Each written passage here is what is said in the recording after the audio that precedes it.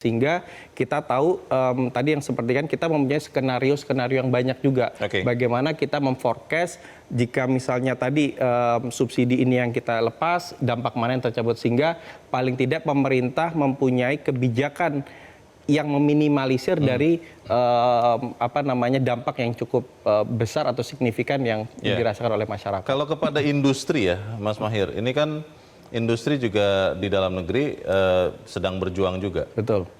Tidak menyebut banyak sekali, tapi memang sudah ada yang akhirnya harus menghentikan usahanya. Betul.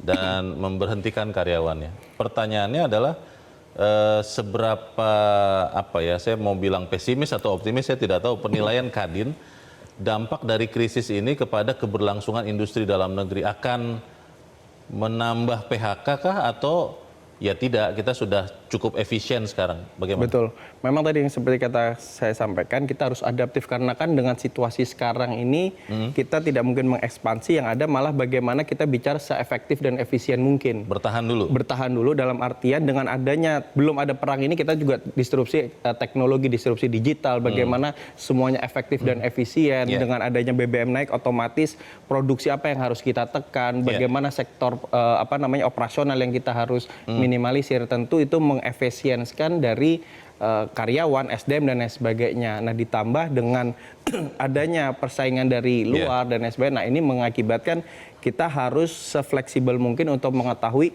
celah atau peluang mana yang kira-kira bisa dimanfaatkan. Tentunya lagi-lagi tidak bisa pengusaha sendiri, kami juga butuh bantuan dari pemerintah pusat untuk memberikan insentif, memberikan intervensi kebijakan yang memang sesuai dengan kita butuhkan. Pak Dian, Presiden Prabowo belum lama mengatakan bahwa kalau Israel mengakui Palestina merdeka, maka terbuka juga kemungkinan untuk Indonesia membuka hubungan diplomatik dengan Israel. Banyak sekali yang bertanya, dalam kondisi sekarang, apakah memang Indonesia hanya bisa bertahan saja melihat yang terjadi, atau memang ada langkah diplomatik yang bisa Indonesia lakukan untuk segera menghentikan krisis atau perang Israel-Iran ini, Pak? Terima kasih Mas Leo. Kalau Presiden sudah menyatakan itu sebenarnya bukan pernyataan baru. Karena posisi dasar kita dalam masalah Palestina adalah itu. Two state nations. Two state nation, dan kalau Israel mengakui, baru kita mengakui Israel.